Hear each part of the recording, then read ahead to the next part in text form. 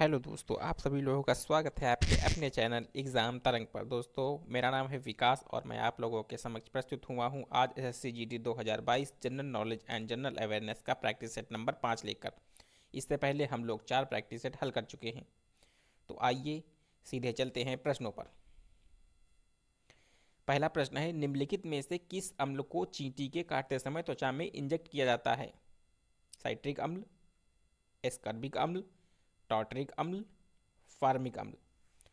तो इसका जो सही जवाब है वो है ऑप्शन नंबर डी। और ये प्रश्न दोस्तों कई परीक्षाओं में पूछा जा चुका है।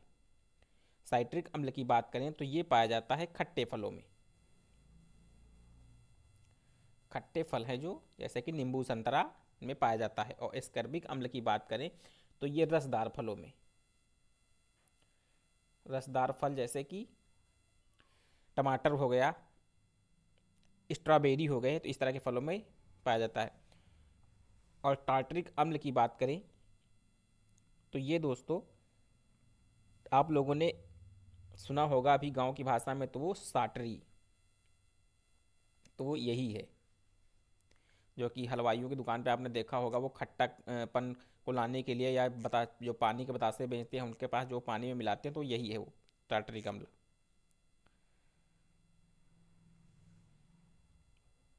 तो जो इस प्रश्न का सही जवाब है वो ऑप्शन नंबर डी, फार्मिक अम्ल। पर्यावरण संरक्षण के लिए कौन सी अंतर्राष्ट्रीय एजेंसी कार्य कर रही है? चिपको, ग्रीन पीस, यूएनओ, नासा। तो चिपको एक पेड़ों के कटाव के विरोध में किया गया आंदोलन था, जो कि उस समय का तत्कालीन उत्तर प्रदेश और अब जो है वो आज का उत्तराखंड, वहाँ पे सुंदर लाल बहुगुणा जी के द्वारा इसको आंदोलन को शुरू किया गया था, जो कि पेड़ों के कटाव के विरोध में था, चिपको आंदोलन। और ये जो ग्रीन पीस है ये एक गैर सरकारी संस्था है, लेकिन ये अंतर्राष्ट्रीय स्तर पर काम करती है पर्यावरण संरक्षण के लिए। तो इस प्रश्न का जो हमारा सही उत्तर है वो है option number B, Greenpeace. और यूनो के बारे में तो आप लोगों को पता होगा, संयुक्त राष्ट्र संघ, यूनाइटेड नेशन। तो इसका जो कार्य था कि वो था कि विश्व में शांति स्थापित करना और अंतर्राष्ट्रीय जो कानून व्यवस्था है उसको बनाए रखना। और नासा जो है ये अमेरिकी अंतरिक्ष एजेंसी है।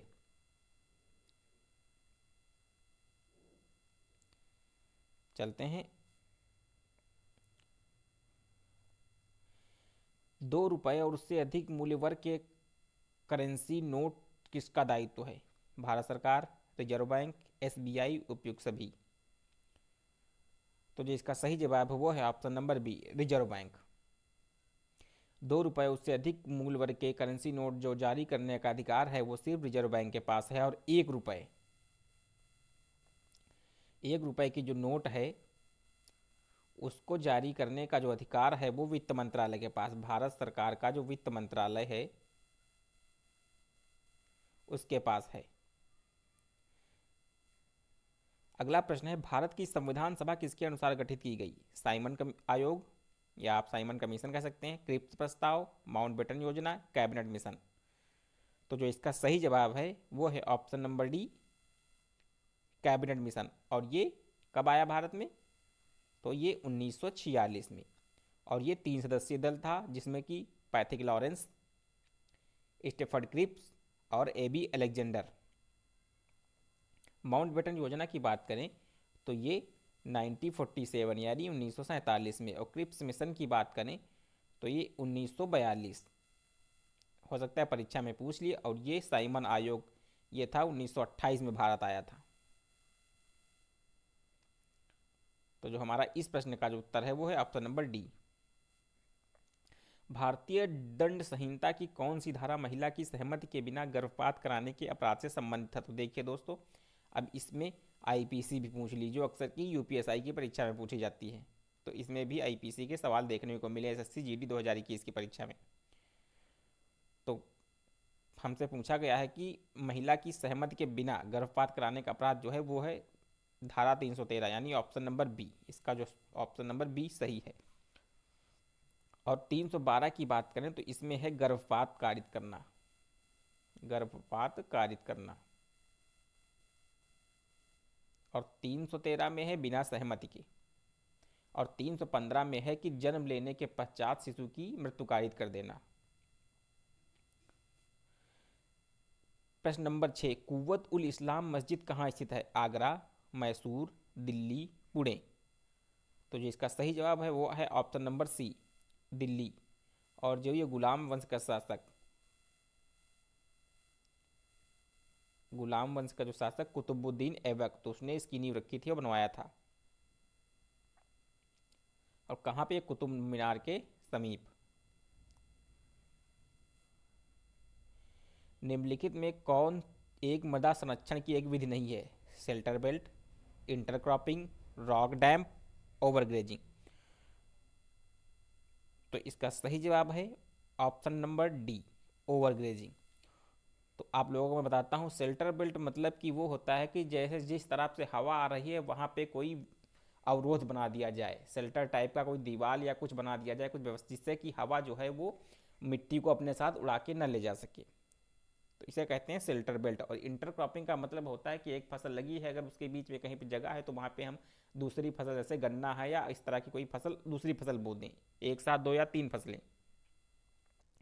और रॉक डैम होता है कि बड़े बड़े पत्थरों से एक अवरोध बना दे, जिससे कि जो हवा है वो सीधे मिट्टी को अपने साथ उड़ा के ना ले जा सके। और ओवर ग्रेजिंग जो दोस्तों है वो है कि अत्यधिक पशु जो है वो चारागाह को नष्ट कर रहे हैं, यानी कि वो बहुत अधिक चराई कर रहे हैं और जितनी भी वनस्पतियां हैं उनको नष्ट किया जा रहा है, जिससे क्या होगा कि वनस्पतियां नष्ट होने से जो मृदा का क्षरण है वो तीव्र होगा। तो इसलिए ये विधि जो है ये मृदा संरक्षण की विधि नहीं है, इससे मिट्टी का कटाव बढ़ेगा ना कि कम होगा। तो इस प्रश्न का हमारा जो ऑप्शन नंबर डी है वो सही है। भारत का पहला नाइट स्काई अभ्यारण्य कहाँ स्थापित किया जा रहा है? उत्तराखंड, कर्नाटक, जम्मू कश्मीर, केरल। तो जो इसका सही जवाब है option number C, Jammu Kashmir. चलते हैं अगले प्रश्न पे।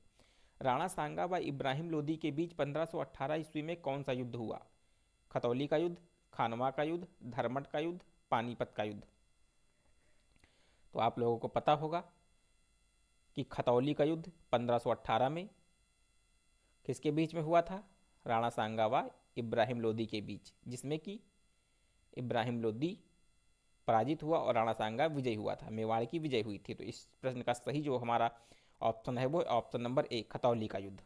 और खानवा की युद्ध की बात करें तो आप लोगों को पता होगा कि राणा सांगा और बाबर के बीच में हुआ था 1527 ईस्वी में, जिसमें कि बाबर विजयी हुआ था।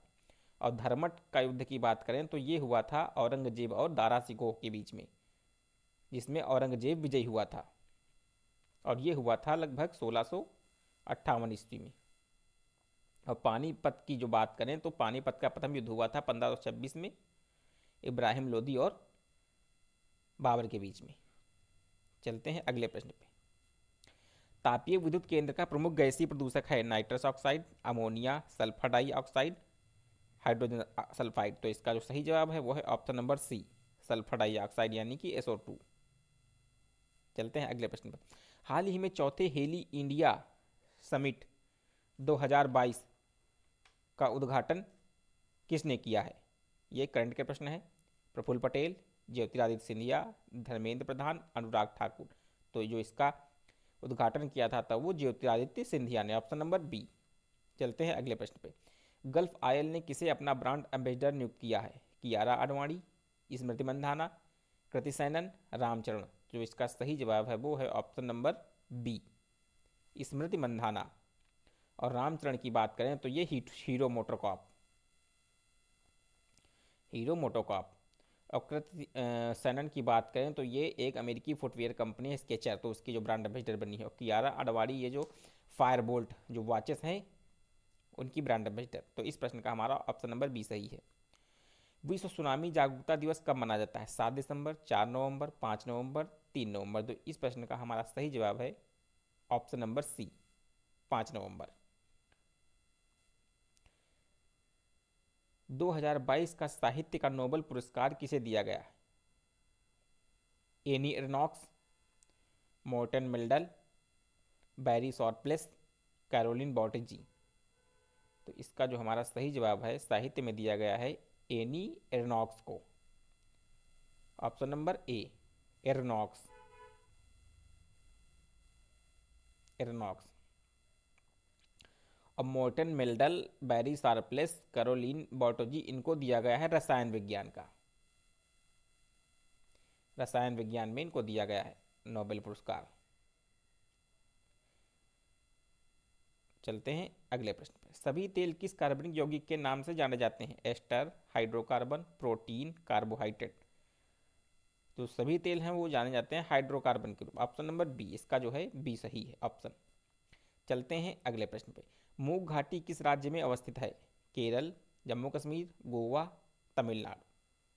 मूक घाटी मतलब साइलेंट वैली, साइलेंट वैली। तो साइलेंट वैली आप लोग पता होगा कहाँ है, केरल में। Option number A. हमारा राष्ट्रगान पहली बार कब और कहाँ गाया गया था?